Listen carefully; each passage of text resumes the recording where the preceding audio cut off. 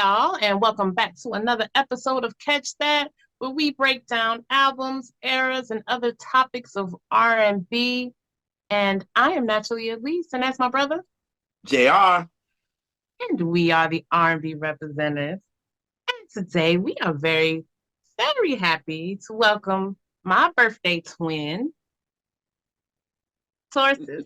Hello. Hey, girl. Hey. Hey, y'all. Yes, and we're very excited to have you here today. And before we get started, how about you tell folks about yourself and about your platform? My name is Kello Wit Da Jello. Hello. I'm a media personality, but I also have a nostalgic platform, Play the Boombox. You know what I'm saying? I'm the curator for that. Y'all check it out. Your daily dose of nostalgia, just throwback videos, throwback moments, just all moments in entertainment. Like, you'll love it. It just takes you back to that moment in time, make you feel good. That's like my whole agenda with the page. Come on. You know, because sometimes we need to escape from life, you know, because life be lifing sometimes. You know Hello? what I'm saying? It do. It do. And do. And we also have merch, you know what I'm saying, dedicated to nostalgia, like music. So check it out. Playtheboombox.com. Yes. And today we are talking about an artist that I feel a lot of time kind of gets ignored in R&B conversations. So we're so glad of who you picked.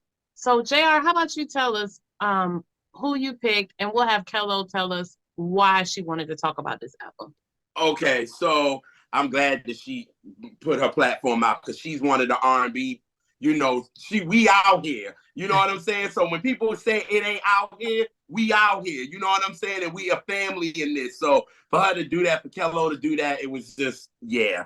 But y'all, we will be discussing Donell Jones, Where I Wanna Be. So, Kel, please tell the people, why did you pick this album and why did you want to talk about it? So first of all, Where I Want to Be, that's like in my top 5 R&B albums of all time. Like it's when this album came out, I was in middle school and I came up on it by accident because my mom, the cool thing about her, like a lot of times I requested CDs because I had a collection at a young age, and sometimes she would just buy me like the new stuff that was out. So, you know, of course we like, you know what's up and how they was jamming, but my mom just randomly bought me the CD because it just came out. And as soon as I listened to it, I was like, oh my goodness, like it's like pretty much a no skip. And it was just like it was so soulful, it was so R&B. He was just touching on everything. And I mean, even as a kid and to this day, like it's such a classic album, like you can just still listen to it. I just love like timeless music. And it just touched me. And you know what's so funny about her picking this album though? Is because we like her platform. I was like, we got to get Kello on this joint. It's a must. Like, we have to get her on here to talk about the album. So the first album she picked, we was like, well, no, because at the end of the day, there's so many people that talked about this album, and it's like no more to be said, right? Right. Then she picked her second one, and I was like, no, somebody already did it already. I was like, oh. So I said, sis, send me a list of your favorite albums, and then we can look through there and see which ones we didn't talk about. Right. And when I saw Where I Want to Be, I was like, Elise, this is the one. And she was like, oh, absolutely. No ifs, ands, or buts. And we in there. This is the album that we discussed. So it's so crazy because I was like, I know Kels was like, well, damn. like the first one I think you said no. The second one, y'all like, damn, somebody already did it. And that's why I was like, please send me the list. Please. So we ain't got to go through the process of elimination. Even the episodes that I've seen, I was like, okay, they already did that one. They already did Janae. They already did, like, you know, I had to start doing the process of elimination. And I like so much. It's, you know, it's hard to, you know, choose. It's like, yeah. And what's funny is you're probably about the 4th or 5th person that asked to talk about it. And I'll be kind of open to it. I'm like, no. And that's just because for that artist, it's 3 other albums for that I really want to talk about. And so I just shut JR down every time. He be trying to. Because it's actually my favorite from her. Yeah. You know what I'm saying? So I wouldn't mind, but like Elise said, at the end of the day, everybody done discussed it. So what more can you say? You know what I mean?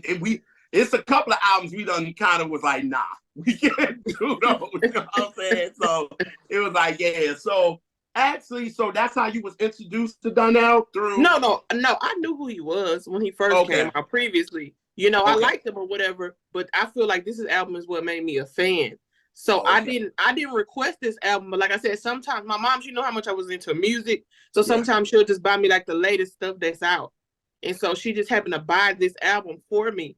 And then once I listened, you know, back in the day, we were listening. Like you just put the CD on and just, you know, and I was like, man, like this is just classic. And the crazy part, I had an opportunity to interview Donell, I think last year.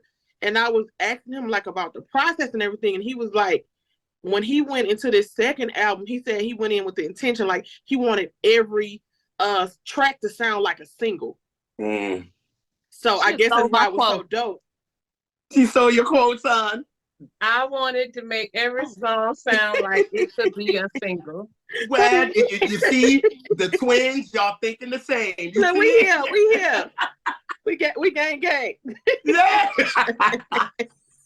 But that's the truth. You could tell he kind of went into this album very differently because for me, being introduced to him, obviously through the liner notes of what he did with Think of You with Usher, which is still my favorite Usher record, to be honest.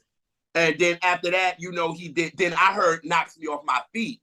And I love his version. You know what I mean? I think his version is dope. So then he did the 702 joint. And I was like, all right, let me go listen to this cat. Like, for real, like, he's bringing out these bangers. I love Knocks Me Off My Feet. I love what he did with Usher. I love what he did with 702. This guy gotta be dope. So when I listened to My Heart, it was like it was drums for sure. Drums is smashing on that album, for real. But it's very slow. Yeah. It's very slow. You know what I mean? So even though he got some joints like, you know, Yearning and All About You and them joints, like it's still that, but it was very slow. Right. So then it was like, all right, I need something. Give me something. And then he came out with You Know What's Up. And I think that hit it for everybody. Right. I think with My Heart being his first project, maybe he was a little apprehensive to really just be the guy that he is. He is, to where I want to be. He just being around the way nigga. Yeah. It was an introduction because before it's like, okay, you had the good music, but I felt like at this album, okay, you showing me who you are as a musician, as a writer, because he dang near wrote the whole thing, just about majority of it. Right. You know, right. I'm like, okay, this is you. To me, it kind of brought me back to kind of Brown Sugar for the hood dudes. You know what I'm saying? Because one thing about hood dudes, they will shit on R&B and say it's soft, ain't singing that shit, none of it. But see, when D'Angelo was looking like them, it was like, oh, we fucks with him. This nigga talking about Brown Sugar rolling weed, we fuck with him. You know what I'm saying? Yeah. And with Jodeci, they was able to fuck with them because they look like them. So Donell on this album cover, he's sitting there with a freaking cigarette and a guitar in the studio looking like a around the way dude. So now the dudes is like, oh, we can rock with him. You know what I mean? Because this is what, 2000, was this 99? Yeah. You got kind of still in that dudes wanted to be suave and, you know, all that kind of stuff. So it was like a lot of the dudes, because a lot of niggas I know was singing this album hardcore. Oh, for sure. They love singing it. The same thing with Case. Is another one. They would rock with him because he had the. I mean, and they were guys from the hood, from the streets. But before, it wasn't an act. Before it was hitting, like, you know, back in the day, I didn't know certain people were hood until later in life because they wanted to hide it, you know, back in the day. Yeah. You didn't know. And I'm like, oh, you know what I'm saying? Oh, okay. Because, like, look at Donnell's first album. They got him kind of Donny Hathaway-ish. You know what I'm saying? Like, with the little hat, top hat. And then they had him on with that long, y'all know, the long jacket with all them buttons on it. Like, they had him looking like that. But he completely, on this album, it was like, my heart is it's in the winds. We knew with this Where I Want to Be joint. You know what I mean? And yeah. I think this first single, You Know What's Up, was so great. First of all, where was you at when you first heard it? Ooh. Now I have to remember. I'm trying to think if I heard the song. I might have seen the video first because I was like a video head. I was one of those people that watch videos all day. I taped them on VHS. I think I may have seen the video first, and so I'm real big on the visual. Then the song is popping. So I know I was in middle school. I don't remember the exact moment, but I'm sure I probably seen the video first, and I was like, "Ooh," you know what I'm saying? Like this jam, and then you got Left Eye. You know what I'm saying? Like I was like, "This is it right here." Because I used to dream about going to the club and like, you know, like when you watch the videos, that was like a big part of it. Like the whole party scenes, they used to look so fun. Yes. You know what I'm saying? Yes. I used to be dreaming about, like, I can't wait till I get 18 and, you know? Yes. So it was like the perfect mixture. Like the song jam and the video was a vibe. I was like, okay. Yes. Yes. Yes. See, I was in college when this song came out. And I don't remember the first time hearing it, but I remember always hearing it. Mm-hmm. And it was at the parties. It stay on the radio. It still stay on the radio to this day. Yeah. Yes. But it was always on the radio, and it was even on like adult contemporary radio, which you know why that cracks me up. That you had this big single, and the first line is "Me and my niggas be rolling." Yeah. Yes. Now on the edited version, the radio version, "Me and my people be rolling," but yeah. Every now and then they let that album one slip out. People can relate. You know what's crazy to me? I feel like the adult contemporary. I feel like back in the day, like I feel like we were listening to the same thing. Like we listen to the same things our parents were like. It feels like everybody used to listen to the same thing. Now it seems like it's such a, you know what I'm saying? Like I could listen to Donell. My mom was listening to Donell at the same time. Yes, it's so crazy to me now. Yeah, that's the beauty of like the 90s was really the time for, because even in the 80s it still was a little bit of a divide, not a huge one, but a little bit. But the 90s. The parents and the kids played the same music. Right. And liked it. And that's when it brings me to when I first heard it, because they played it on 98.7 KISS in New York. So I'm in the car with my mom, my grandma, my uncle. Everybody's in the car and we're hearing this song and you see everybody doing this. You know what I'm saying? So it was just like a moment that everybody liked a song. Because this is the time that hip hop was really about to start taking over for real. And there was plenty times that we would be playing like Hot 97, and this is before Power 105. There was no Breakfast Club yet, people. And, you know, and it was like, I would be rocking to it. My mom would be like, okay. But then you would be like, my grandparents would be like, no. You know what I mean? So when I heard this and everybody rocking to it, I just remember that. And I just remember looking around in the car and everybody is like, oh, we like that. And I was just like, okay, we got one. We got one. You know what I mean? And then I saw the video. Like you said, the video. That's a video that made me want to actually work for LaFace. Because every LaFace artist was in the video. You had Outkast in there. You had freaking Usher in there getting his hair braided. We ain't never see it braided no more. Like, just in that video, he was getting it braided. And I went back and noticed the Youngbloods was in there, but that's before, you know, I ever knew who they were. Right, the Youngbloods was in there. T.I. was in there. Yeah. Like, these are all people that was surrounded at LaFace. So it was like, yo, I want to hang out with them. You know what I'm saying? And then Left Eye walked out and did her verse. Bang, bang. You don't even want to hear it no more after that. Like the version without it, it's like I don't want to hear that no more. That's why I say that. Since I told Elise that shit like a couple of days ago. You said that exact thing. I said no. I was like, that's why my album that I had starts with the remix. Like I don't start it with. It's weird because when I do hear it, like when they play it on out here, they got like 95.5 where they cut it off. The nostalgia joint. They play the original version, and I'll be like waiting for the left eye to come in, and it just be like, oh yeah, and then it just let the beat ride, and I'm like, wait a minute, y'all, I need to hear that. Yeah, you know what I'm saying? Like, that's what I'm waiting to hear. So it was like, yeah, but this song was everywhere. Yeah, it was everywhere. I don't think nobody did not like it. No, you know what I mean? That was perfect. It was a banger. And then I love when the first single is going to give you the flavor of what the album is going to be, because you knew from that first single that this album is going to be guitar based.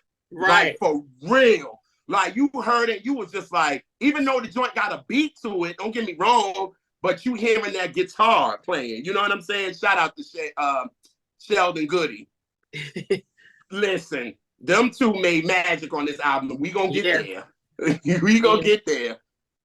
Yeah, and JR know, like, the way I pick on him about horns, that's how I am about guitar. So this is right up my alley. Like, and especially how you know what's up, and then you go to Shorty Got Eyes on Me, and it starts on that lick. Oh, shout out to Anthony Hamilton too for writing this record. Yes. And we ain't nobody. We knew who he were. The R&B world knew who he was behind the scenes and the backgrounds that he done and all this kind of stuff. But the mainstream world didn't know him yet. But about 3 years later, they was gonna find out. And you know what? You know, that makes me think of something that's totally different from now, where people just go straight into, like, catapulted into like big solo success or solo careers without doing the groundwork. And that, back then, like y'all said, Anthony Hamilton, a few years later he came out and people had, oh, this brand new guy, but actually he'd been putting in work so long. And that is the story of a lot of artists that made the music that we love, that has lasted. There was some vetting. There was, hey, I don't love gatekeepers, but you need a little bit of gatekeeping. A little bit. A little bit. A little tad. A little bit. You do. Standards. You know what I'm saying? No, I get it, because that's why they have longevity. That's why they can come back. They can still tour, even if it's a small arena. Like, to have those type of lifelong fans, it's crazy. That's because they took the time to put into the quality of music is different. And then we're missing with artist development too. It creates a work ethic for them.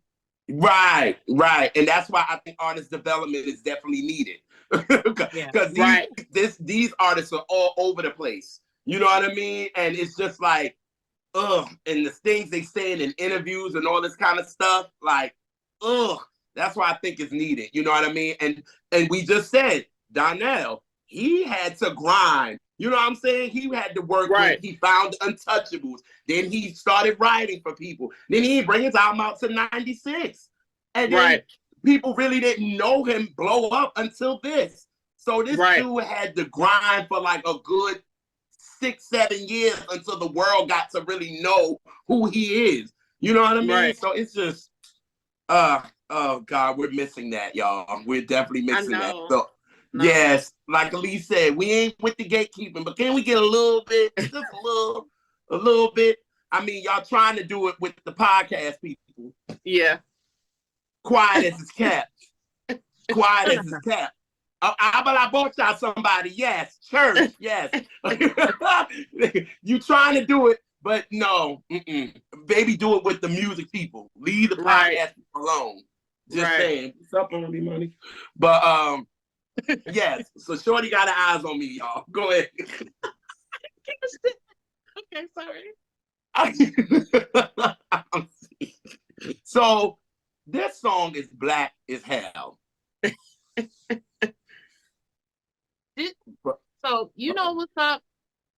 Classic, still my jam to this day. Yes. That's not the album. That's not the song that caught me for the album, because remember, it's 99. It's a million timeless pops that came out in 99. So it was special, but it was 10 other special records out at the exact same time. Mm-hmm. But that's the one when I heard it, and it was so different, and it was just, it felt so genuine, and it was like hood, but it was musical, and I like the writing on, well, I like the writing on the whole album, even though it's a whole bunch of fuckboy shit. But hey, I guess the fuckboys need to tell their story too. So like, I respect it. But that was the song that grabbed me and got me to really like listen to the album. Yeah. That's the one that did it for me. Yeah. I mean, especially with it being black as it was. I mean, 3:15, girl, what's it gonna be? You know what I'm saying? Shawty got her eyes on me. Been talking since 2, girl, what you gonna do? Like, he's talking like us. You know what I'm saying? So that's pulling us in right then and there. You know what I'm saying? Yeah. And I don't know if it was y'all, but for me, when I heard this, I was like, I think somebody from Blackstreet can do something like this. And the reason why, and it made sense, because when I looked at them liner notes, Eric from Blackstreet wrote it. So I was like, I can see him doing it because he's a smooth guy, but still got a little hood to him. So that's why the writing made so much sense, and Donell could capture that because they kind of both the same in a way. Because I'm like, Donell is hood. He from Chicago. He hood. Right. You know what I mean? But again, he has a little sensitivity there, which he does on this album. I can't wait to get there. But but with this joint, it's like it felt a little Blackstreet-ish to me. Yeah. And now it made sense why. I can hear that. Like I said, once I got the album early. Because my mom bought it. That's definitely one of the songs that I gravitated to. Like, I think I may have listened to it before it became a single, if I could recall. Yeah. Because once she bought the album, like I said, I was just like going in, and I'm like, it's almost a no skip. You know what I'm saying? But that's definitely one of the songs that I gravitated to, even from the beginning, like the first few little chords, you know, like it's like crazy, like, ooh, you know what I'm saying? Shout out to Tommy. Yes. And it took later for me to really like dissect those lyrics, because it just sounded cute at first, so I wasn't really putting the situation together at the time. And I'm like, oh, okay, they trying to do some dip and some look, you know, like they dipping, yes. But at first I wouldn't, you know, the beat, everything, it felt so good and so smooth. I didn't really process what the song was actually saying. I'm just thinking like he's seeing a chick, he digging her, they vibing, what's up? That's all I took from it initially, you know. But then we grew up and saw what the lyrics really meant. And it was like, oh, you petty, nigga. Like you yo, and what really got me too with this song is, of course, the guitar, right? And Tommy, I forgot what his last name is. It escaped my mind right now, but he actually played on one of my favorite Toni Braxton songs, "Spending My Time with You." He played on that. So, and it's just like, you can really understand, you can find, like, when I listened to that song and then I saw him on the liner notes, I said, makes sense. I can see it now, like I can hear it now. You know what I mean? And then he played on In Vogue's Don't Let Go Love. So if you listen to his kind of guitar playing, you can kind of tell, you know what I mean, what this is. So I love this record, but obviously, in a way, and I at least knows this story very well, I'm about to tell this funny story about this record. So we was in North Carolina, and our homeboy G, me and him had like a back, we was talking about something, and Donell's album came up, and he was like, yo, Shorty got eyes on me, he likes that record. And I was like, yeah, I like that record too. I was like, yeah, that joint on the first album. He was like, no, it's not. And me and him in the car arguing back and forth. I'm like, yes, it is. He was like, no, it isn't. He was like, it's on one Where I Want to Be. I was like, nah, it's on My Heart. No. And he was like, I bet. So when we get back to the house, we gonna look on the computer and we gonna see if I'm right, you buy me a bottle. If you right, I'll buy you a bottle. So we got there and I saw he was right. I still ain't get him his bottle yet. That was a bad bet to make. Yeah. That was a bad bet to make anyway with G on the bottle. You know he bougie. His shit way more expensive than yours, bruh. Yeah. Right. The crazy part, a lot of people thought that was his first album. They do. They do. They do. He's one of those artists. Yeah. That they think that Where I Want to Be, they be like, oh, that's his first. No. Yeah. And then a lot of people, they know the Knocks Me Off My Feet cover, but they don't know that it's Donell. Donell, yeah. They like, you bring it up, you be like, oh, they like, yeah, I like that. It's like, that's Donell Jones, baby. That's Donell Jones, baby. Did you just pull a me that you have to do to me a lot? Like, no, baby, no, baby. Yeah, if I call you baby like that, I'm definitely being condescending. Just very much so. She's like, oh, my poor baby. Yeah. Yeah. Oh, yeah, my poor baby. Yeah, I'll be like, oh. But like, you know what? I'm learning a lot of stuff. You know, people can find out now or later in life since it's so easy to Google and all that. But a lot of stuff is like situational. Like if somebody didn't grow up a certain way, or you know what I'm saying, they didn't listen to certain stuff or have access, then I can understand why maybe you didn't know that. You know what I'm saying? Yeah. Even some of my friends, like certain stuff, I'll be like, you don't know such and such, and they were like, no, and I'm like, well, their lifestyle was probably different from mine. Like, but my mom's house and my dad's house, like almost everybody in my family, like they love music, so it was like it was always there. And then I was the only child, so I was 15. So I'm like, a lot of my downtime, I was listening to music and watching videos, and you know what I'm saying. You can definitely tell by your platform. You can absolutely tell. So, I was just, you know, and I was around a lot of adults, listening to conversations, watching stuff, you know. I know what that is. I know. Yeah, and then me being a you know, grown up only child in the house, like I was just curious, and I had plenty of free time. I ain't had no sibling to, you know, be on my fucking nerves or nothing. So I took the time to explore stuff. I could sit and listen to albums. I could listen to what I wanted to. I didn't have to share. So I had a wider breadth, and my mom had records, so you know I was able to look at them. So all that put together, it makes sense. Yeah. Because you played all of her records. That's what my mama said on the show. I said, yeah, I used to play some of your records, Ma. She said, you played all of my records. That's my dad. My dad and them had records. My mom had CDs, but my dad and my uncles, they for sure, they had a lot of records. I'm listening to stuff I probably shouldn't have been, like The Chronic and stuff like that. That's JR right there. That's me right there, girl. My parents JR all day. Style, so I get it. That's JR all day. Doggy style at like 7, so I get it.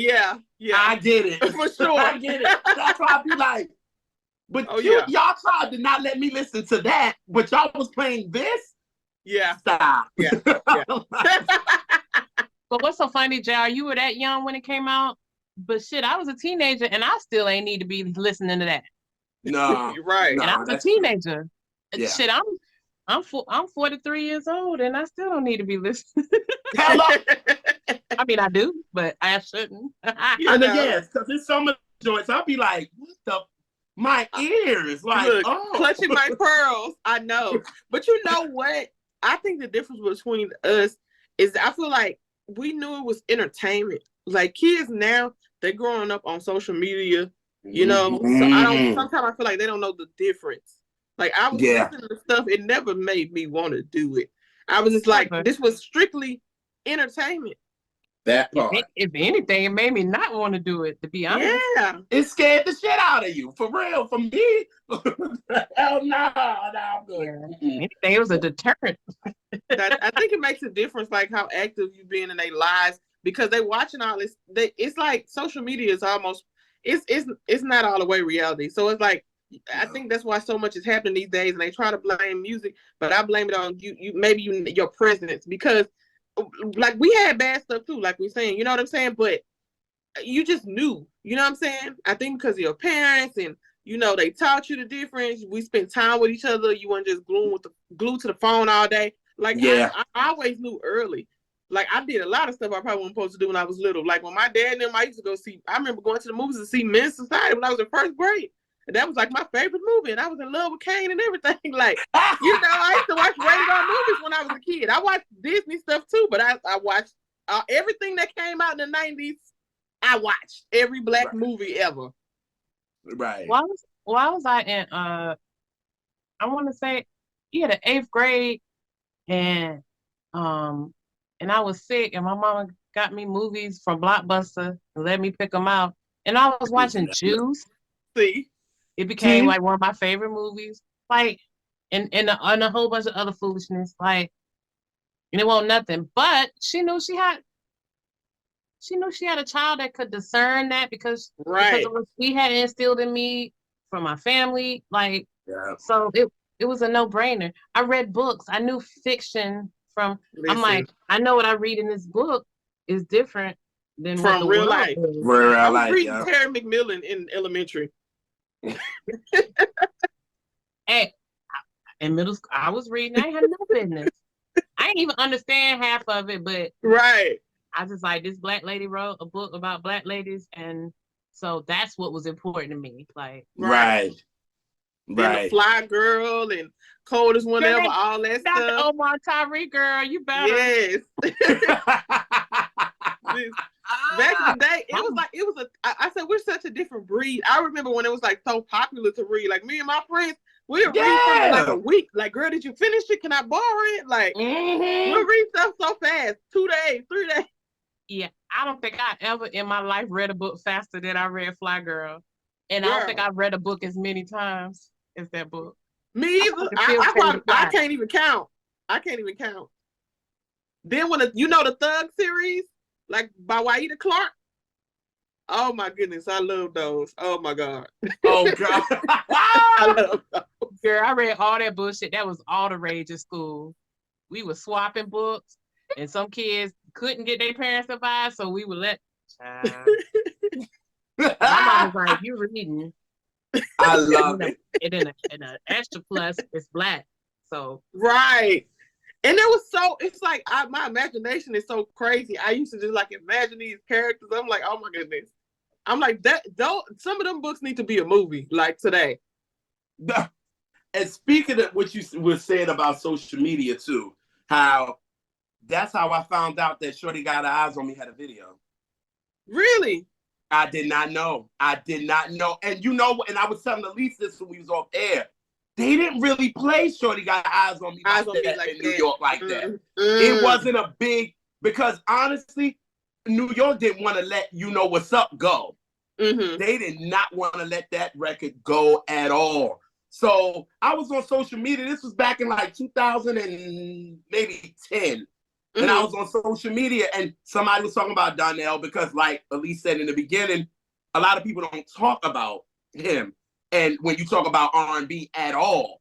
So when I saw somebody was like, oh, the Shorty Got Her Eyes on Me video was dope, I said, wait a minute now, what? There's a video for this? Yeah. And then I went and watched it, and I was like, they really had a video for this. Yeah. Like, I thought somebody was lying, they made it up on and made a fan made one. They didn't play it a lot, though. I probably seen it like on Midnight Love or something. They didn't play it a lot. Yeah. Oh, okay. And JR, I'm Midnight Love. I don't think I ever missed Midnight Love for the years it was on. And yes, it was definitely a midnight, that and Where I Want to Be were Midnight Love staples. So they played every night. They would play one or the other. Well, going into that song, because that's the next song. Good segue. You're Yeah. good with segues. Yeah. How do you Yes. feel about that song? I knew you were gonna do this shit. Tell I the knew people. I knew you were gonna do this. So when I got the album, I loved this song. Loved it. Loved it. Now I don't ever gotta hear it again. Yeah. They played the hell out of this video. They played the hell out of the song. It was just like, I don't even have to hear it no more. Like, at all. So when I would listen, when I would get to, after Shorty Got Eyes on Me, I made my own CD, and Where I Want to Be ain't on it. That's sad that the title of the album ain't on my CD. I mean, no. Never did I imagine. I ain't gonna lie, Jay, I feel the exact same way. Like, when it came out, it was like, oh my God. And that's another song I didn't really dissect the lyrics, because I ain't know no better. I'm just listening to what the chorus saying or whatever. A little summarization.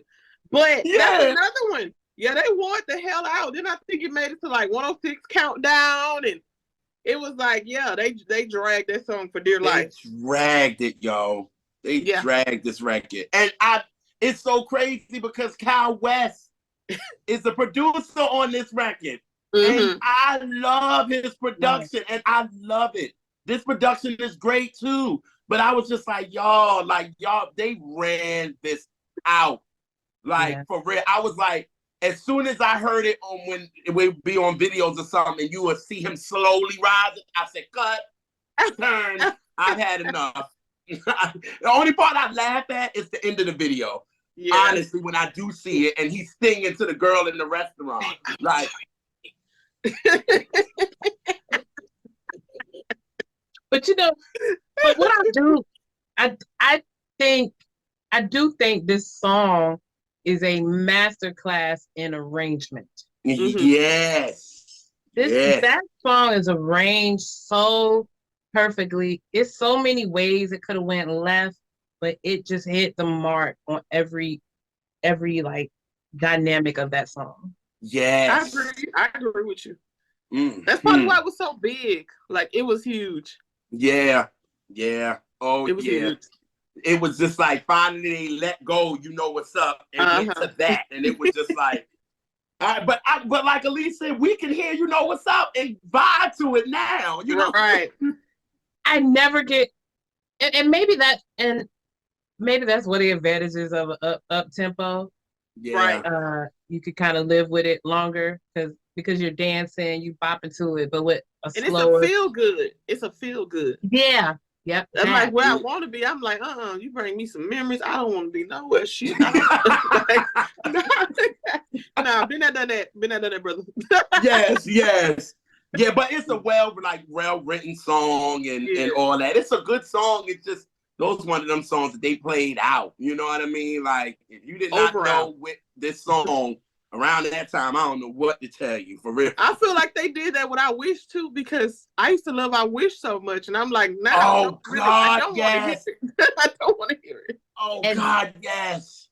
And with I Wish, I probably heard it more than anybody in the whole world, because someone that went to my college was one of the writers on that song. So we really got it. Bless your ears and bless your heart. Let me tell you what we got a full dose of when I was in school. I went to North Carolina Central University. We got a full dose of I Wish and a full dose of Sunshine Anderson, because where did she go to school? Yeah. North Carolina Central. Yeah. So when that came out, you talking about running up a song? They still run that forever there to this day. Right. Y'all made that song a big ass hit. It was y'all. Yeah, so those two songs have a special place in my heart because of the connection to my alma mater. But like, boy, did we run that shit into the ground. Oh God, yeah. And then I Wish came out around the time Where I Want to Be came out. Yeah. See? And they all real fuck boyish, like immature ass songs. That's what's so funny. They're very Well, immature I kind songs. of felt bad for Carl Thomas on that song because he just was in love with the lady he wanted to be with her, but circumstances, I think Donell was a little more info on his because he was like, "Yeah, I've been doing wrong. Now you with another ninja. I need you back. I'm sorry, I won't do it again." Probably lying, but you know, No, Carl's I was just feel as bad for fuck Carl boyish. Thomas because it's like he met the. I You feel had bad that, for him a little more than I wish. yeah. We had that perception because Carl Thomas had a very clean cut image, and he did so it Right. came off different. Right. But it was just bad. Come on, Yeah. yeah. But see, that's what I miss about the 90s and like early 2000s because a lot of the songs were bad, but they just made us believe that they weren't. Like, trick me. Trick me. Now it's just like oh, Mm-hmm. oh. With Carl, that turtleneck threw you off. Threw you off Like, the game. trick me. Make me believe, Nah, they just don't Please care. go. Get Get out. You're done. You're done for tonight. You're done for tonight, This is Elise. random. This is very random. But this is the era, and I think of Case. I think of Donell Jones. I think of Carl Thomas. The matching toe bag and a sweater. Yes, girl. Yeah. Ah! Yeah. Tell me I'm lying. No, you No. know. Look, my little hat gave you a little. Look, this my R&B hat. Let me have an R&B coat. This my R&B. Oh God. Oh God, yes. Oh yes, yes. But I'm glad that we all agree on this song. We all agree. Oh, yeah, you know what I mean? And we're not calling it a bad song, y'all. We're not. No, it was great. It's a spectacular song. Right. Yes. Every element of that song. That song's flawless to me. Flawless. Yes. Yeah. Absolutely. I agree. All right. Now we starting with the album to me. Okay. And Have You Seen Her? That's my favorite. One of my favorites too, baby. That's my favorite. Woo! Now this is when he's taking you back a little bit to my heart a little bit. Like this. Yeah. He's taking you back there. It's like, again, me and Elise always say this, give us something familiar from what we know you for. Yeah. And this is one of them. And it was like, oh yeah, now we in the pocket now. You know what I'm saying? And this also gave me Stevie Creeping. His version, not Luther's, y'all. The way Luther do it. We talking about Stevie version, because Stevie is like, I see her in my dreams and all this. Donell's like, yo, where this girl at? I gotta find her. He's letting you know, like, I gotta find her. Like, he's, you know what I'm saying? Like, that song's real hard to me. Like, it's real. It's almost like, I won't say it's almost like rap, but like, it's like that song is so, it's crazy. A lot of the dudes, that's a lot of their favorites too. They like that. Yeah, because he's saying that, so he's saying with his chest. He's saying, with intention. I'm like, and it's so detailed. It's so detailed. It's a story, yo. Made of you. Like, it's like I'm picturing the story. Like, okay, this is what happened. Yes. Yes. Shout out to Eric Williams with that pen again. Yeah. That pen again, y'all. Like, him and Donell got together, did some good stuff. You know what I'm saying? And the production too. Yes. Yeah. And then a shout out to what's his name? What's the guy name? Kent Lawrence. Kent Lawrence. He helped write Jaheim's Could It Be? And see, that makes all the sense. That's another one I love. He was giving me like D'Angelo Brown Sugar all over again with Ghetto Love. Could It Be? That's a ratchet ass song, and I ain't know how ratchet it was until I heard it on the album, because the video version ain't that. No, it's not. No, it's not. But And I the first loved time it. when I got, oh no, I love it. When I first got the album, I was like, okay. Yeah. When you I see it, was look at I it, was like, standing. I was standing from when I first heard it. I was like, this shit. I was like, this is like Brown Sugar Vibes 3.0. Like I was like, bring me back. Yes. Bring me back. Yes. And see, I loved all those albums at the time. Like we said, the Carl Thomas. I love the Jaheim album. I love Donell, obviously. Like that shit. And then when Dave Hollister did the Chicago the movie, God. like Oh that, my God. Yes, God. Listen, I love Dave Hollister. Oh my goodness. I love him. Like I love Dave for sure. I feel like he don't get all his credit either. That's another one. Nope. And Dave is like crazy. Like you don't fuck with Dave? Dave, yes. My favorite girl, Hollister. Are you? Oh my serious? goodness, girl! That perfect ass song. Yeah, I love it. I love it. But Can't say that's my.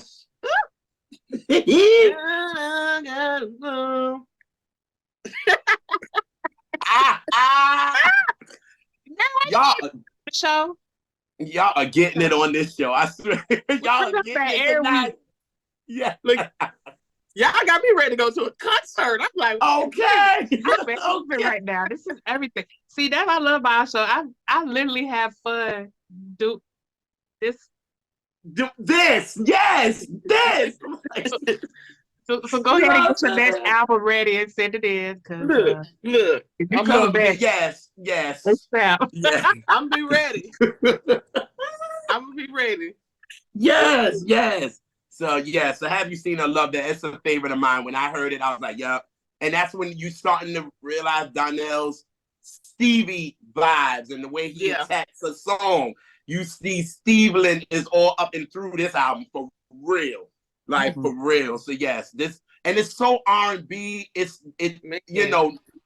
just so deep rooted R&B stuff, and it's just like nothing to it. Nothing have to add, nothing to take away. It's just such an R&B record. And I was like, yeah, Donell, we in there now, brother. We in there. You know what I mean? So yeah, I love that record. Love it. And you said it's your favorite. Okay. Yeah. That's what I'm talking about. When I hear that, I'll be like, wait, is he talking about me?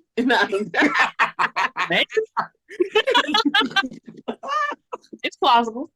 Yes. You know. And then we come to one of my favorite records on the album, For Sure. Yes. And this song is about a least of a song as you're going to ever get. This is my lane. Like we was just talking this out. I was like, I like a groove. I like. Yeah, I think I know. What is it? Oh, This Love. I knew you was gonna say that. Yes. I knew you was gonna say that. Like that's about at least a song. It's probably the most elite song on this album. Like that's usually that's where I want to be. I like to be in the. I'm just a groove kind of guy. Yeah.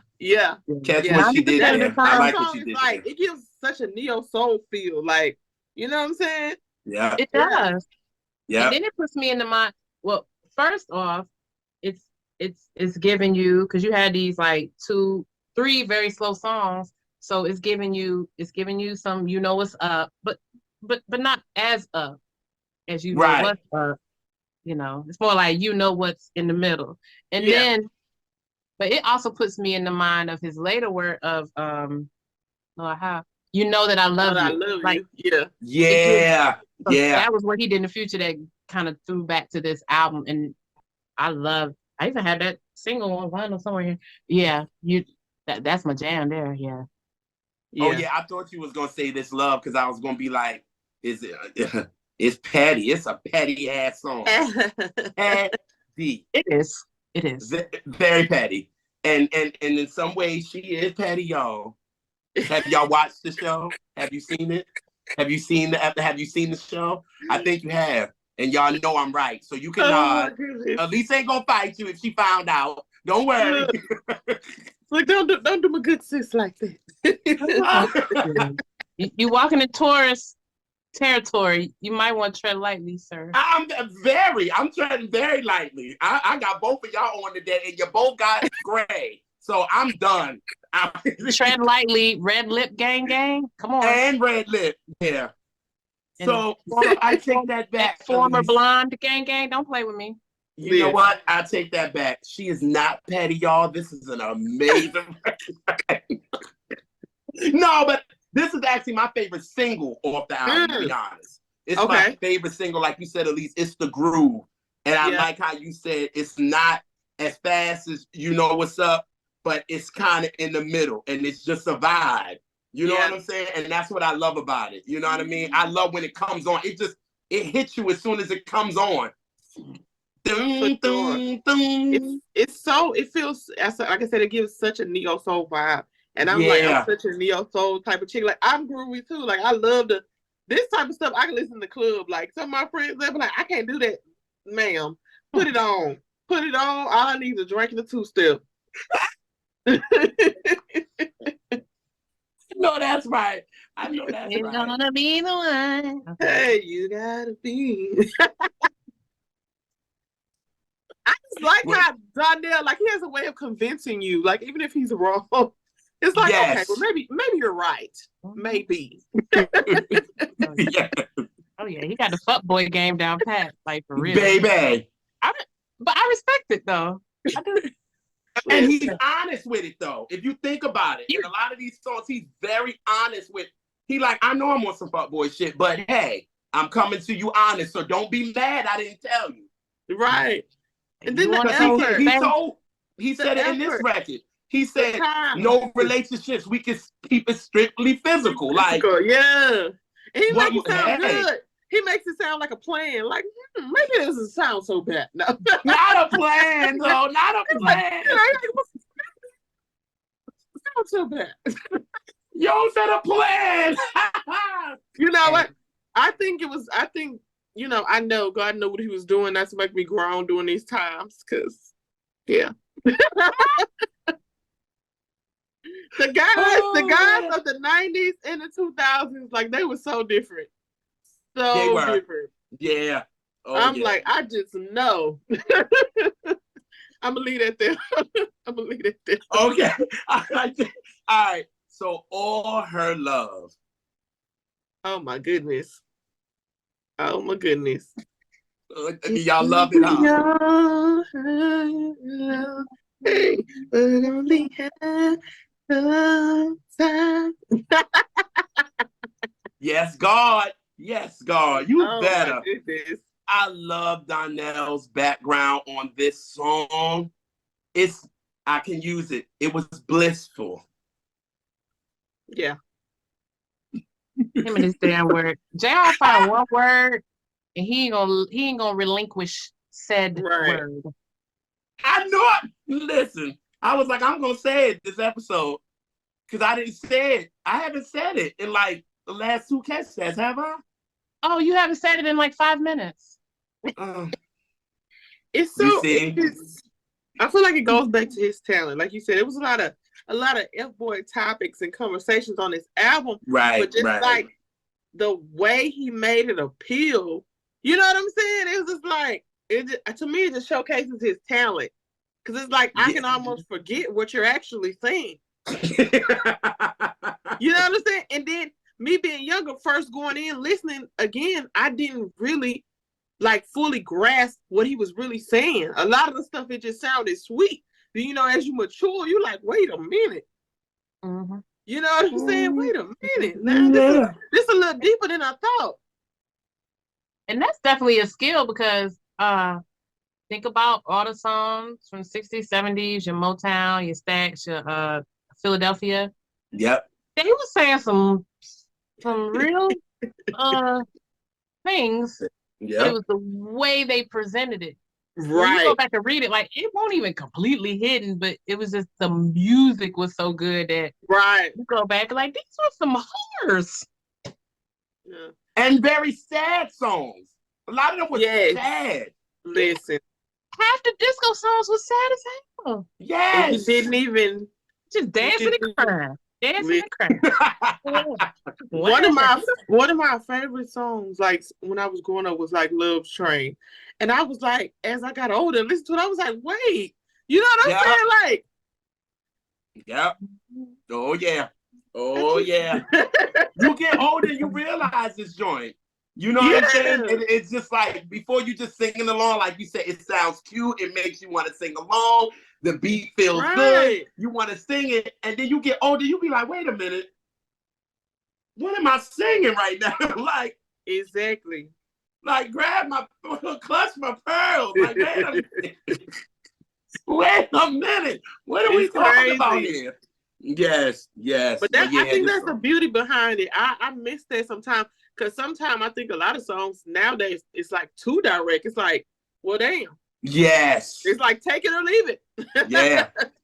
There's no mystery to it. It was always a mystery in these songs. You could kind of take it the way you want.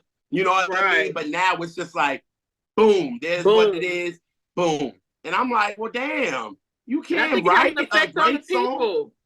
I think that it has an effect on the people, the approach to like dating, everything. I think that's why it's so different now because it's like people really just don't care. And people accepting whatever because that's how they present it with. Yes. Yep. I agree. I agree with that. And something I wrote about All Her Love, I was like, I love how they drag the chorus. Like, I think that was a great arrangement touch. Yeah. Like, I like that. And because it's like it's almost like a slow body roll, you know. You haven't done that in a while.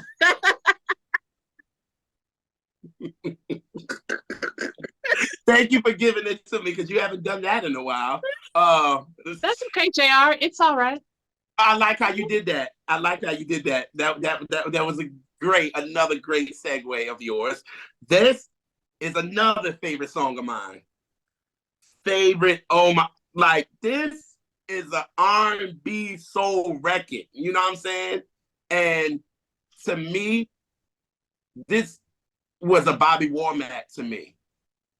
What you about to say? I could see Bobby Womack doing this, like right after he's singing "If You Think You're Lonely Now," and then he like wait until tonight, and then he got you. He was like, "It's okay, it's all right, we're gonna do it tonight." All I wrote, no, I mean like, yes. All I wrote on my notes about this song, I wrote guitar in all caps. Baby. This, he also takes us back to Stevie. And he takes this, and to me, I can hear this on Conversation Piece. Like, after For Your Love or something. You know what I mean? Because I was just like, What, John? You brought up a Stevie album that isn't 60s or 70s? This is right. I brought it right. You be schooling me, Stevie, right? Ain't that big? Because he don't. Lord, am I rubbing off, Gerald? You are appreciating and is. Okay. Yeah, JR schools me. I love this for you. Yes, thank you. Because JR is very anti any post 70s except for Hotter Than July. Stevie. And but now you know what I'm loving now. And see, I love 80s. See, I love 80s from him. That's my. He didn't. I didn't. He didn't. But that's just you're a real soul brother though. Like you like a deep rooted like. But I've been wearing them down, brother. Oh, she been wearing me down. Listen to those synths in a different way of what the Stevie you know, and then it'll make sense to you. And then he was like, that was what unlocked it for him. Yes, it did. Because like with Characters, I like some songs off of it, but the way Elise broke it, she was like, listen to it in a different way. And now I'm listening with different ears and I'm getting it. I'm like, so back then, It's All Right wouldn't have gave me no 90s Stevie. But Right. now that I'm really into this 80s, 90s Stevie now, Yeah. I said, Donell, okay. You're influenced by that 80s, 90s Stevie. Okay. So in that case, I would like 80s and 90s Stevie, which Elise been trying to give me for the past 3 years. But she's rubbing off. She's there. I'm there. Mm-hmm. Yeah, but I love this record. Another favorite of mine. Yeah. I like singing it. I was singing it at my mom's house this weekend, and I would just go around just singing and then I love when he said, take it to the bridge, take it to the bridge, come on. This song is so cool. Like if I can describe it, it's like it's cool. It almost make you want to snap. Yeah. It makes so much sense. It's like a, you know. Yes. I mean, that's a perfect way to describe it. Like if you had to describe it in one word, yeah, it's cool. Period. Yeah. I love it. Oh, okay, good. All my favorite songs. See, I got one more, but I don't know. Because, with Elise, man, she'll hurt my feelings when I get to one of my things. She'd be like, no, But when she said this album is we might be talking about the same one. Let me see. Now, I like every song on this project. No, I love every song on this project, but it's just one that I just like, and it's Next. Think about it. Yeah. But you know why it's my least favorite? Why? Because it kind of sounds generic to that time of music right there. Mm-hmm. And it sounds like a song of somebody who will not be named, and I can't not hear it. Oh, okay. I can see it. I can see it. Yeah. And it was a lot of songs right at that time that had that sound. Yeah. Because that person who will not be named was producing for so many people. And a lot of things came out like that. They were, they was golden at the time, Yeah. I think I like the song. No, it still was my least favorite, but I don't dislike this. Yeah. There's not a song like this is an album. This is a run through album. Like I get what you're saying. Hands down. I get what you're saying. But I like the end too. The little.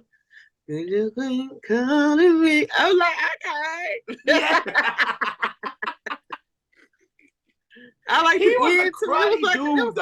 It was like a show. Like I like songs and like albums that like draw me in, and it's almost like I can picture a video or a scene for like every song. I think that's why I was so like vested into this album, because it was like the music was dope, but it's like that's how my mind has always been, like real creative. Like I write, and like I used to always have a crazy imagination. It's like I can listen to this and I can almost see a video or a scene for each song, you know? Mm-hmm. But he cruddy though. Like think about it. I mean, we have said he's cruddy, but he said it's all right. Then he just said, think about it. But don't call my crib though. Don't call my crib. Like another thing from the 90s. Look, hey, they put a little respect on it. Like don't doing all that. You're doing too much. You're doing too much. Don't do all that. Let me go. It was given very Gerald Levert private line fuckboy imagery. Yes. Ooh. Now hold on, Gerald.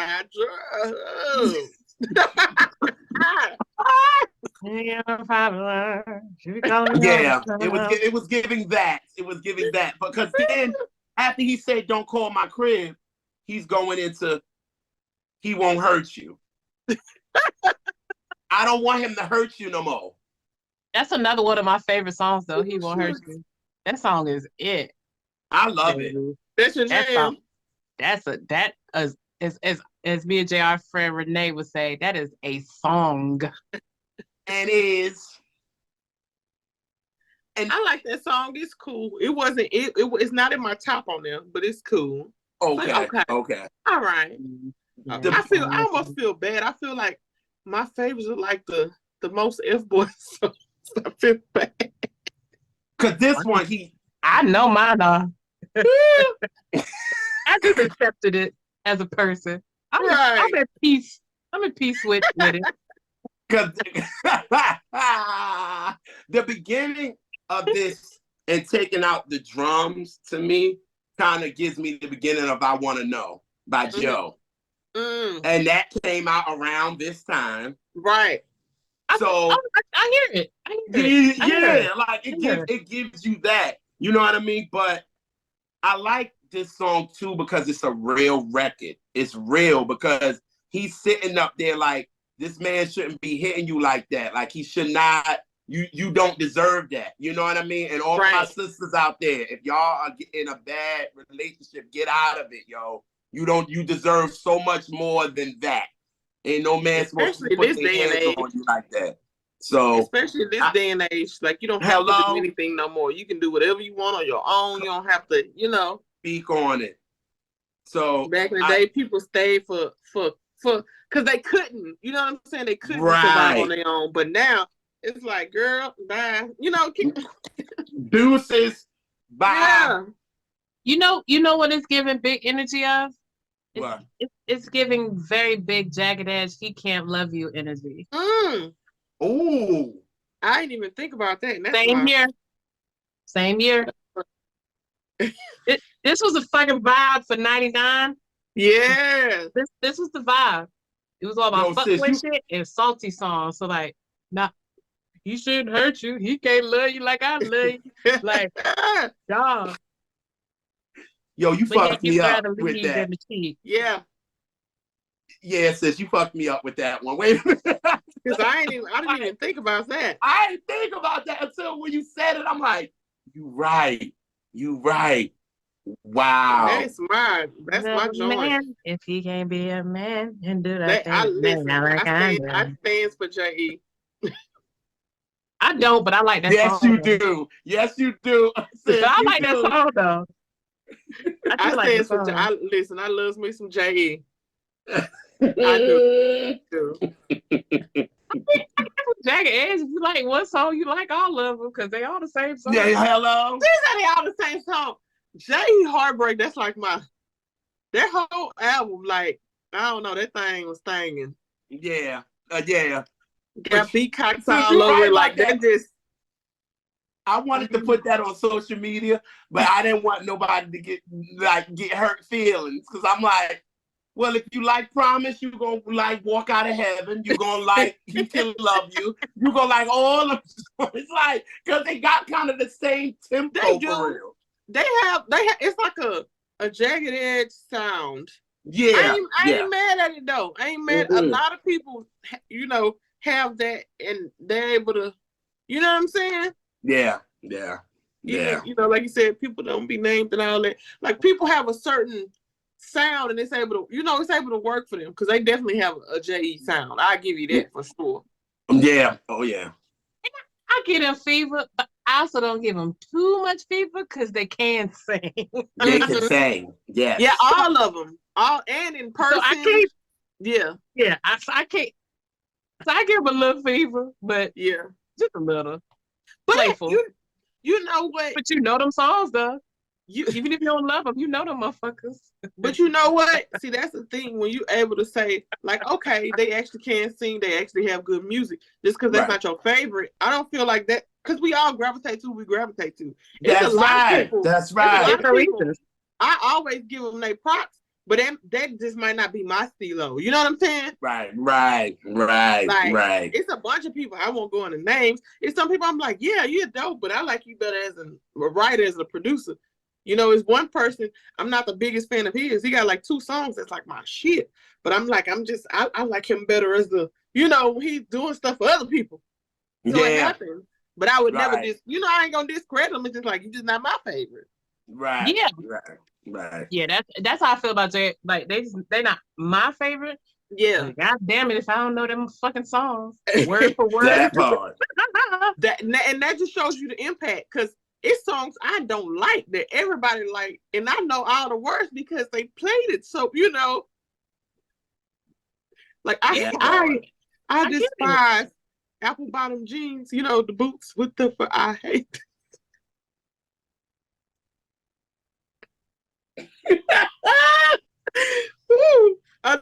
off topic, but that's just an example. Like, I know the words, but somebody need to study that nigga because that motherfucker got the key to unlock the bag. I'm just gonna give you any damn thing, but I'm gonna like, where did they even come from? He just appeared from the abyss, like the right. And I fools with him, but that song I couldn't. It wasn't even like, oh, it's okay. No, I couldn't stand it. You giving Elise right now, because when Elise really hates something, she be like, I hate it. Like, it's the worst song ever. Like, I don't want you to get confused. I do not like it. But it was a big song, you know. Like I said, I fool with him. I just that one was not the one for me. Right. It just was not. But I know the words. That's why you gotta keep. And hello. And that's why you got. I want to talk to that dude. He got the recipe. Oh, for sure. But I fools with him though. He got some. You know, he got some. You can keep that, but I respect it. Oh, you gonna keep. You gonna keep on pushing. You gonna keep it pushing, sis. You gonna keep it pushing. I'm gonna keep it pushing. Oh shit! I didn't even catch my own. Is that shit. Next? But go ahead. No, I thought you was trying to be me. No, I didn't even catch my own shit. But go ahead. Is that the next song? Yes. You made a segue and didn't even know it. I ain't even know it. But go ahead. I'm drinking wine. I'm sorry, y'all. So listen, we're here. We're here. So pushing. So like the day before or before we do a show, I always ask y'all, so what's your favorite? I be trying to. I'm a spy. I be trying to get information, and he always gives it to me. But yeah. And I had said my top 3 songs, and I had said my favorite 3 was. Hold on, I'm gonna pull up exactly. I don't want to be telling lies. I said what was my 3? I know this one. My 3 were This Love, He Won't Hurt You, and All Her Love. But Pushing, I kept going back and forth. I think Pushing go right under This Love for me. The more, because I don't think I really paid it a lot of attention back then. Like I always ran the album, but I just kind of right. And one of my favorites would be the most fuckboyish song on the album. But I was talking to JR. I love the production because it's giving me a mix of like Kashif, but also what they were doing in the 90s, like put together, like what they were doing in the early 90s. And it just got that feel and has an electronic feel. So Oh yeah. And it's a groove, right? Naturally, you know. So yeah. It like I think I told you, was it today or yesterday? One of those days. I mean, we talk every day, but I was like, it kind of gives you that Frankie Beverly and Maze type of feeling to it.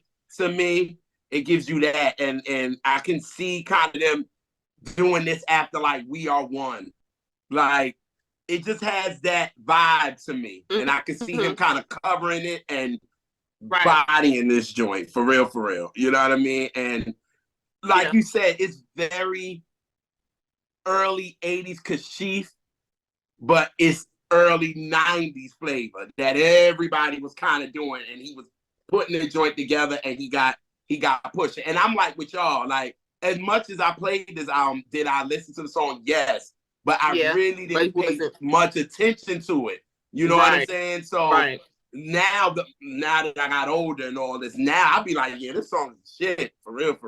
It's bad, and it gave you the flavor of what everybody was doing at the time. It's the same for me.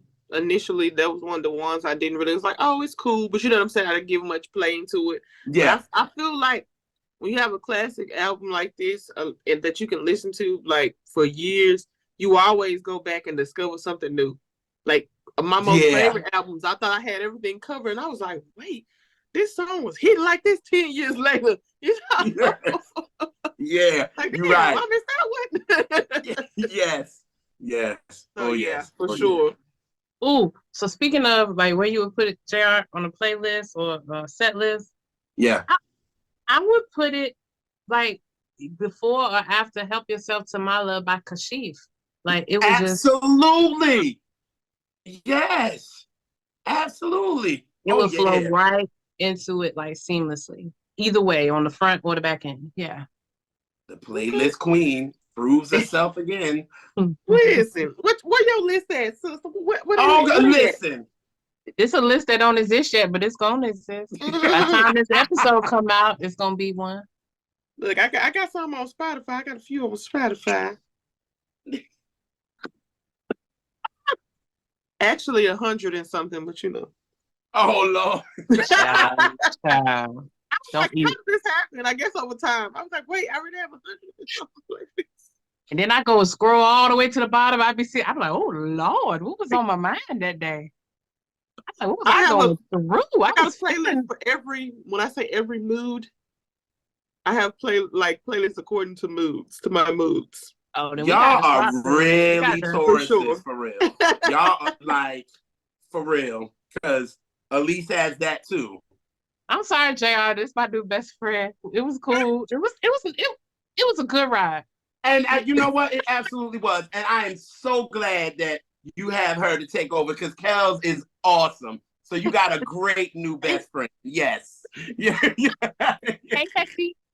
Look, that scared me too, because I'm like, ooh, two bulls. Ooh. It could go. It either goes the greatest or the worst. But the love would be there though, because my mama is a Taurus. Oh my God. But I had one of my close friends. She's a Taurus too. So it's like it be just like, but we always here. Always. I think Taurus like really like love like the arts and stuff, because that's one of my other close friends is Taurus. She loves music. She sings. Like I feel like we're like real creative. You know what I'm saying? Like type. Oh people. Yes. Oh yeah. Oh yes. For sure. Mm-hmm. Oh yes. Oh yes. Oh, what's that?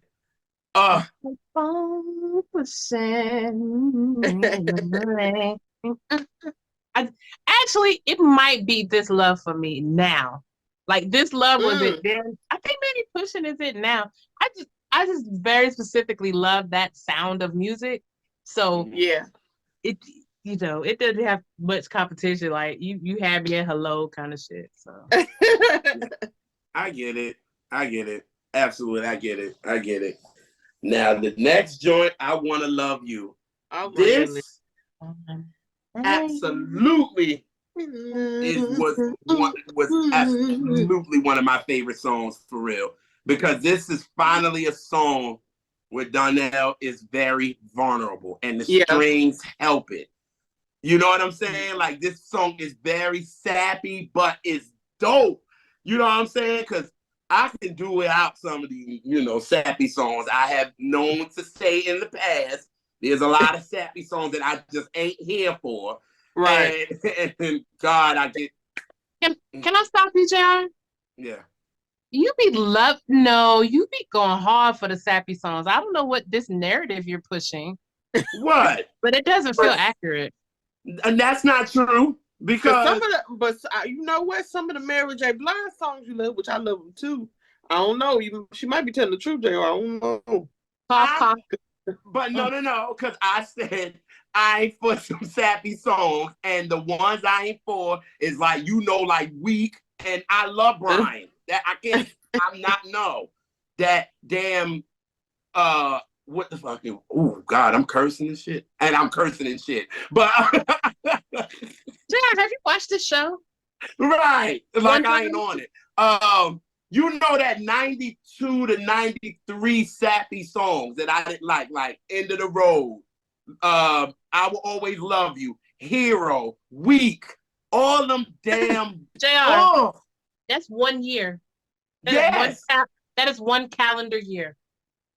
Please, there's other songs that I just do not like, and you know that. You didn't like Weak?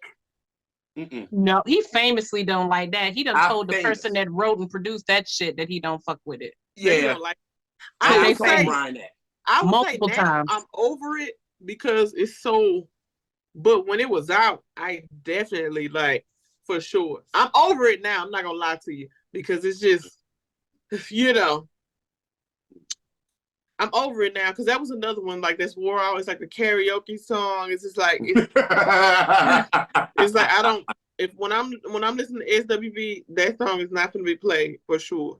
But back in the gap, I love them when they do it live because Coco goes vocally somewhere else with it. You know what I mean? But yeah. But JR, I could go back to many episodes of Catch That, and you're like, I know it's sappy, but I love this song. You could just like that, but I love it. Am I lying? I don't remember that, but if it didn't happen, buy me a bottle. Okay.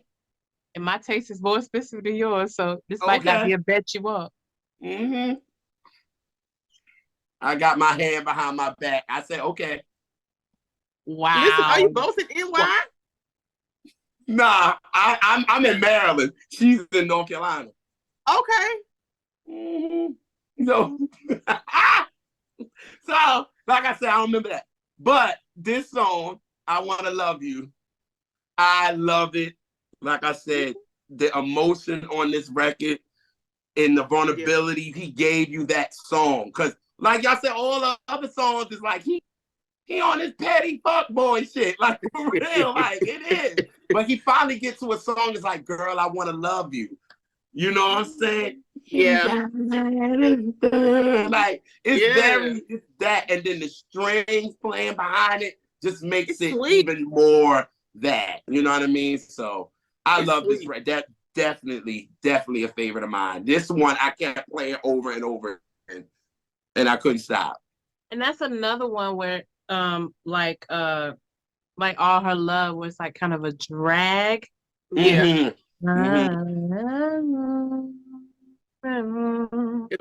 It draws you in.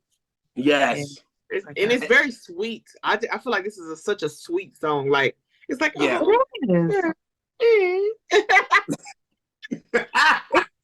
That's a good point. It is very sweet. Yeah. It is. And with me, and I'm bringing to this because me and sister talking about this on the phone today. She was like, you know who reminds you of Donell? That's not what I said, JR. Say it like I said it. Why are you being so mean tonight? Can I ask you that one question? Can I just ask you that? Your transcription is real faulty. But say that's fine. But you obviously know what I meant. No, I said it in a certain way. Wash your hands. Put it on down. All right. I said, lean in. Do you know who is one of Donell's sons? That's how I said it. Don't try to check me on the show. You can wait till we get off. Okay? So, as I was saying,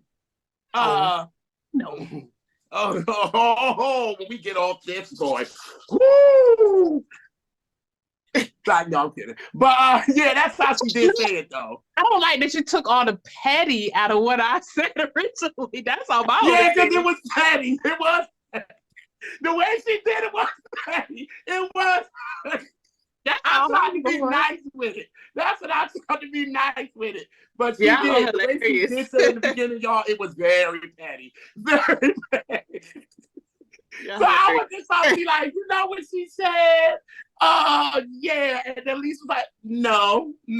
She wanted to bring the petty into y'all. I'm sorry. I tried to not, but Elise wanted the petty in there. I'm sorry, y'all. I apologize.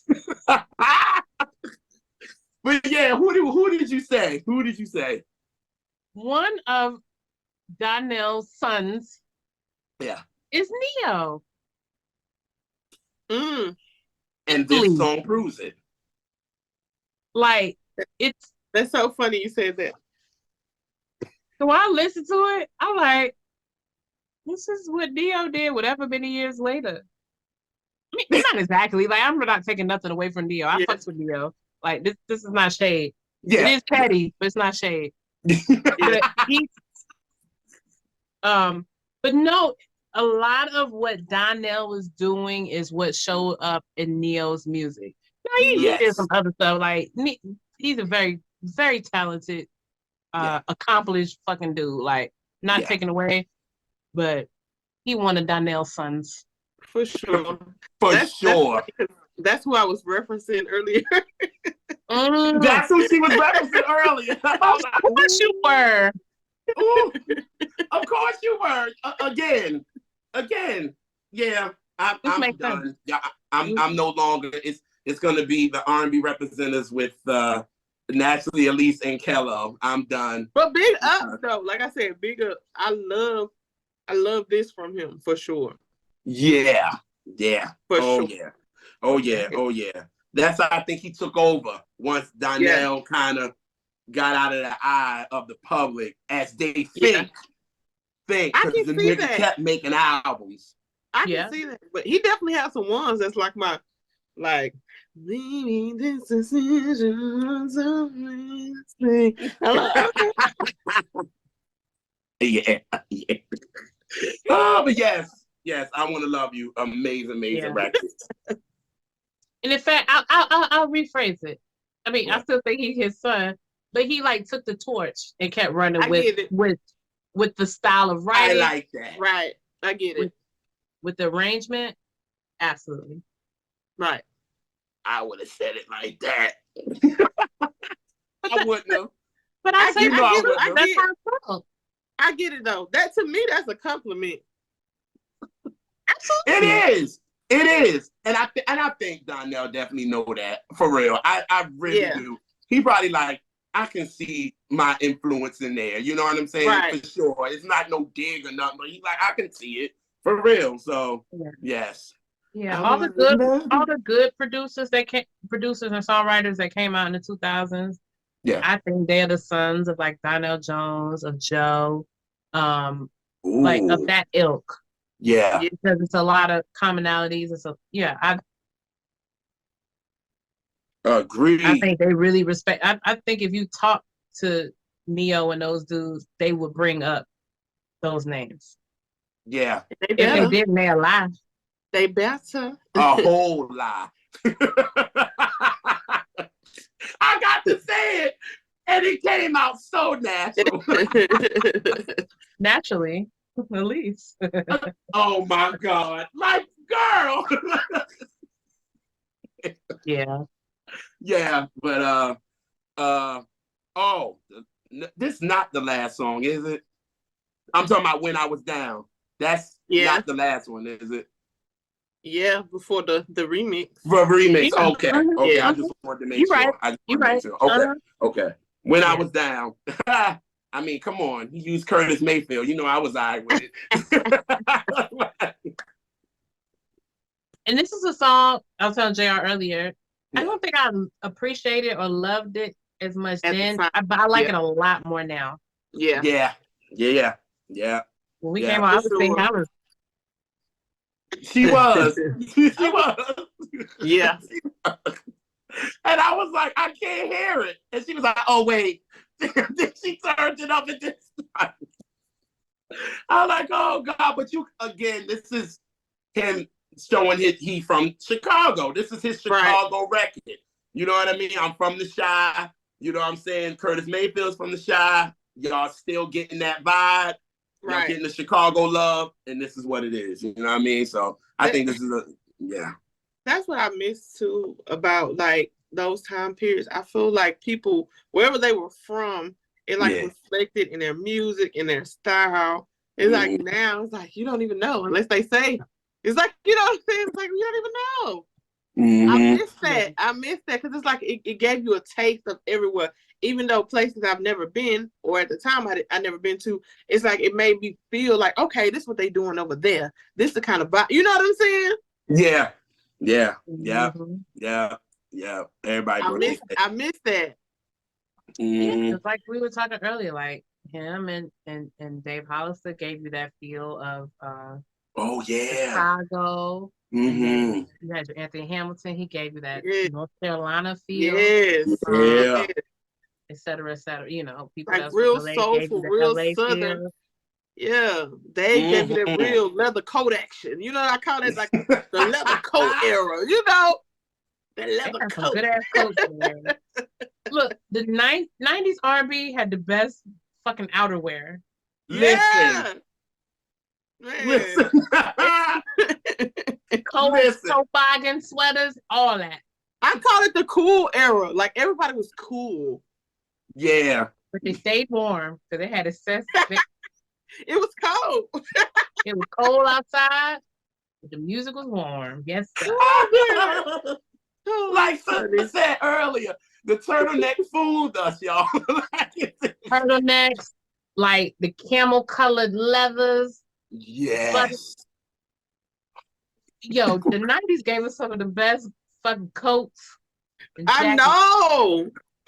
I miss the style. I really do. I feel like artists were really dressing then. Now I feel like people just be putting shit on. Like, yeah, you know, they was dressed like the style was on point. Like there were stylists in the room. They were fly. Yes, sis, say that again. Please say that again. They were fly. Like, you know, they were fly. No, go ahead, sis. Say what you just said. What was in the room? Stylists. Yeah. Yeah. For the people in the back, stylists within the room. You know, everybody is they had stylists now. They had Wilson's leather on speed dial in the 90s.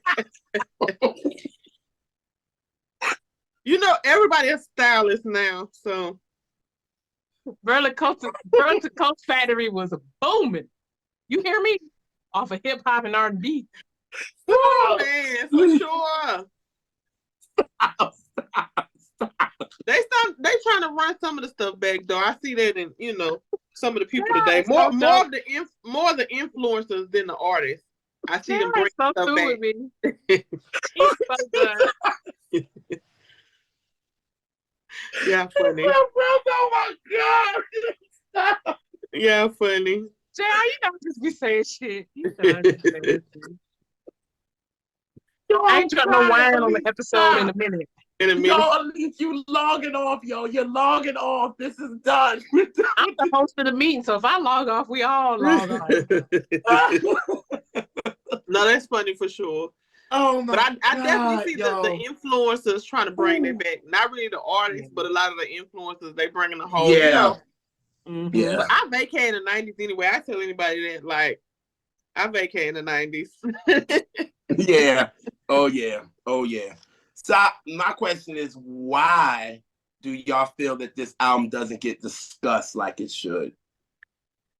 I guess I feel like maybe on a mainstream level, it doesn't. But like when you're talking about a cult classic, for sure, it always comes up. Because like I said, it's just, that album was fire.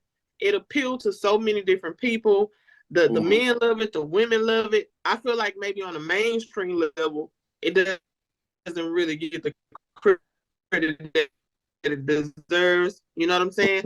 Which I don't know why, because it went platinum. But when you're talking about like on a cult classic level, for sure, like the 5 Heartbeats, you know what I'm saying? It didn't do well at the theaters, which I didn't find it out till later in life, because it's such a big, you know what I'm saying? It's such a big cult classic. Like, that's how I feel about this album. Like, it was a platinum album, but on the mainstream, I don't know why it's not brought up like that. But when you talk about the culture and our people, it's for sure coming up. Yeah. And that's what matter anyway. Right. Yeah. Because you notice we're in the era now where these people are just talking about charts and all of this. And you know, when the chart, that don't mean shit. You know what I'm saying? Like, at all. Especially now. I don't even care now. Me neither. And the thing that the charts will never show is a slow burn. So you look at the charts. If you looked at the charts, you didn't look at sales or nothing. You looked at the charts and you saw, like, and this is me kind of plugging me and Kel. If you saw Maxwell and D'Angelo, you would think that they flopped. Right. You would. Because slow burn, they ain't really make no noise on these charts. Yeah. But we still talking about them. They still making music. They have books. Classic. They are legendary at this point. Yes. But if you look at a chart, you would never think that. That's true. Right. Very you look true. at And a chart, books. you would never know that they were multi-platinum if you looked at a motherfucking chart. That's very true. They bubble. Very true. Bubble. Yeah. That's what I said. It almost don't really matter because I'm like, if you can still tour and perform off of something 20 years ago, that's like the goal. That's why. That's what you win. Hello. That's when you really winning out here. For real. But I was and the glad people still that excited. He did get the AMA for this. I was so glad that he definitely got something for it. Because, I mean, at the end of the day, you do want to get recognized for your work. You know what I mean? And at the end of the day, we love this album. It's a cult classic to us. But as an artist, you want everybody to love it. So I think when he got that award at the AMAs for him, I think that was a big deal for him. And I was so happy that he received at least something from the mainstream world that gave him some love about this album. Because we can go up to him and be like, oh, we love this album. Blah, blah, blah. But he definitely wanted to make, definitely wants everybody to love his music. And like you said, Elise, to me, I think afterwards, the label wanted him to do All of This Love. Because like y'all said, You Know That I Love You was the next single from, the first single from the next album. So then the label just wanted him to do that. And Donell, if they would have listened to this album, he's not that guy. You know what I'm saying? You can't box him in. You know what I mean? I think that's what they wanted to do. But he's a creator. Can't box in nobody that writes. Right. Ooh, that part. That part. But yes, but you're gonna get disappointed. Hello. Oh God, I'm so happy we got to do this. Oh God, this is amazing. I know. I'm this so excited. But yeah, this is why I love you. Okay. I knew you were pulling. I knew it. Look, okay. Oh yeah. If your collection popping, I just got mine's a little mediocre compared to yours, but I'm stepping my game up. That's one of my famous dollar bin finds. It was a whole $1. I had a place at home I used to come up on. Now that I move, I'm trying to find me another good spot because I like to get if I can, I like to get original copies unless it's like a special, like anniversary album or something like that. I try my best to get an original copy. Oh, okay. Yeah. But if I can't, that'd be my goal. I just want, it's the whole nostalgia of it. I try my best to find an original copy. Unless it's like a special anniversary edition or anything like that. But if I can't, I can't. But that's what I try. I love it when it's, it's a little dusty. Got a little creep. In the cover, I wonder who this belonged to. Yeah, most of my collection is used. I have maybe 10-15% of it is new. Everything else used. See, that's what I'm saying. Yeah. I like to find me an old copy that Sue and Bertha had somebody, Bartholomew. I don't know. Bartholomew. Okay, I ain't gonna start that with JR. Sorry. Yes. Yes. So we have come to my favorite part of the show. Okay, let me get and that is the word song. Yeah, child. And that is the word song association. So I'm going to give you a song that was big in 1999. Mm-hmm. And you tell me your first thought, feeling, memory associated with that song. Okay. And don't think about it too hard. Okay. Okay. So we are going to start with, where do I want to start at? Since, where the girls at, 702, where the girls at? From the front to back. If you're feeling that, put one hand up. Okay. JR is fucked up with me. I love this. Go ahead. Just a feeling of the song? The feeling, first word, or memory. Anything. Just the first thing comes to mind. For sure. I know that was middle school. It made me feel very empowered. Hey, don't mess with my finger. Yeah. That was definitely middle school action for me, and that was the girl anthem at the time. Okay. Damn. Yeah, that was the girl anthem. It was. It was like the girl anthem at the time. It gave me like a sense of, I guess, of empowerment. Like, I don't know. Yeah. But I was for sure. I remember I was in middle school, and it was like the girl anthem at the time. Even though she was talking about her man, the song just was. It felt so big and powerful. That you didn't know what you was thinking about. That you was thinking about some insecure shit. Yes. You didn't even know it. You're like, ooh, girl. Right. But the way the song was structured, it felt, like I said, it felt so big and so, it felt so powerful. Like, yeah, I could do anything. But she was like, girl, don't mess with my man. Yeah. And that production. Dun, dun, dun, dun. Yeah. All right. We'll keep with the ladies for a second. 99 was Destiny's Child. Say My Name. Yes.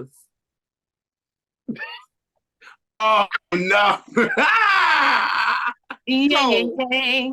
was definitely my memory of that song. Well, the video was like, what the hell is going on? Right. Well, I can think of it. I was like, who are those? Where are my folks? Right. It was like, who? Yeah, it was definitely, the song was a big deal for sure, but I was confused as hell because, the world was confused. I was definitely a stan. Me being from Houston, I was confused as hell. That's my first memory of confusion. Confusion. That's the word association, confusion. Yes. That works.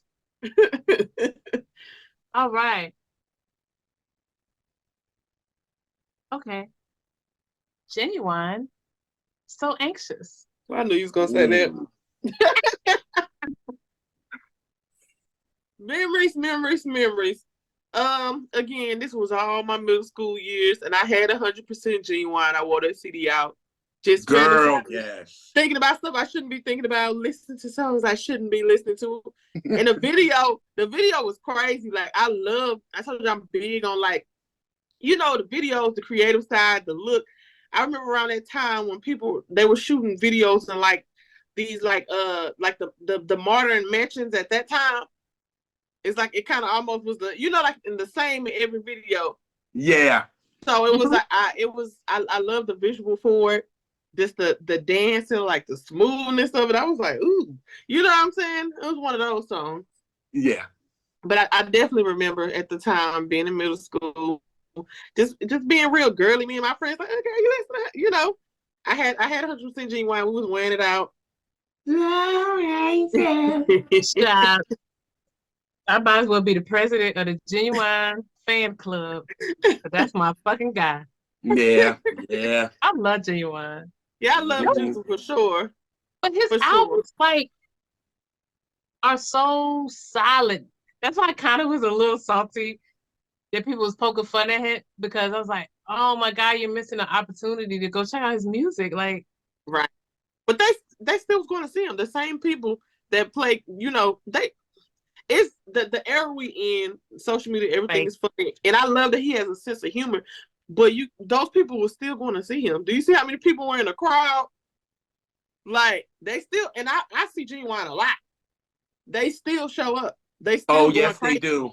They still going crazy, no matter if they poking fun or not. They still showing up because he performs. He performs. He might can't hit them, certain moves like he used to, but the vocal's still on point. Oh yeah, the microphone is on. Yeah.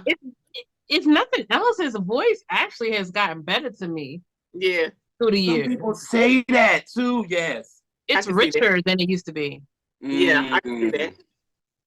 Yeah. I think he learned his voice more now. Yeah. That's what that is. Yeah. Mm-hmm. So yeah, they still showing up all ages. They laugh and joke, but they know what's up. Because I see him often, and they be there. He got hits. I mean, the album cuts is great as well, but he has a lot of hits, like a lot.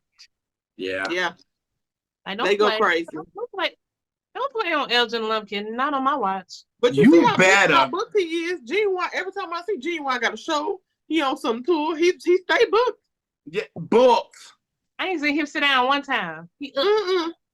So that tell you right there, he in the band. That part. All right. We're going to keep it with the fellas. Okay. 1999, Meeting in My Bedroom by Silk. Oh, my goodness. Ooh. Oh, my goodness. Damn. Again, up watching Midnight Love. Up watching Midnight Love. Love the video. Oh, my goodness. I love it. Yes, that's another album that I love that I would listen to. I would just listen to everything. Stuff I probably didn't understand or really need to listen to, but that's like a real Silk is the business for sure. And they're another group that still deliver, like vocals still on point. Like Thank for you. sure. So I'm also For the sure. president. I'm a president of a lot of fan clubs. I'm also the president of the Silk fan club, to where I had to yell at a very famous artist by name of Terrence Martin, because he tried to come for my boys, and I shut him down. And Silk even reposted where I had to shut him down. Don't come for Aim Silk. him up, y'all. Don't. I seen like nobody. You can bring the most famous person on here. If they come for Silk, I'm going off. I seen that. I seen that when you did that. I seen that for sure. Oh God. Yeah, you definitely got Silk messed up. And I see them. I see them often. I'm real cool with Lil G. I see them perform often, and the vocals still on point. I've never heard them like they still going hard. Yes. Oh yes. Like when you're a real singer, you know they coming about the church. Like they still give it all. Like for sure. Louder for somebody. Amen. Giving. Yeah. Yes. Boy, anybody ever come to the show, don't come for those Silk. At all. But yeah, when I think of Meeting in My Bedroom, I think of Midnight Love for sure. I think of being up watching Midnight Love. You know, I mean, at one point in the opening, I remember they would show like the beginning of that video. Oh yes. As a Midnight Love aficionado, yes, they did. I can confirm.